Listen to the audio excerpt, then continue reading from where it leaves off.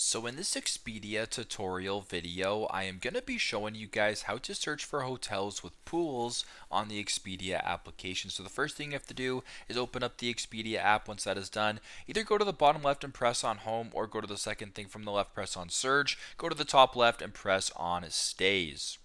Now once you're on stays, I'm just going to use New York City for this example right here, then press on search at the bottom. If you're looking for hotels with pools as compared to VRBOs or other listings without pools, make sure that's where it says popular price guest rating. On the far left here, press on the sort and filter tab.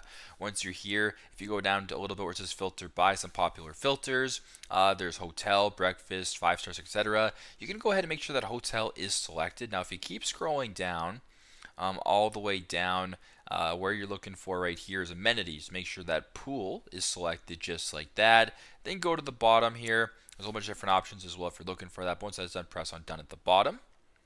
And now what you're going to be seeing right here are hotel listings that offer pools as you sort of filtered with your sort and filter icon or filter. So super simple, super straightforward, but this is how to search hotels with pools in them here on the Expedia application. Thanks again for watching, and I hope this video helps.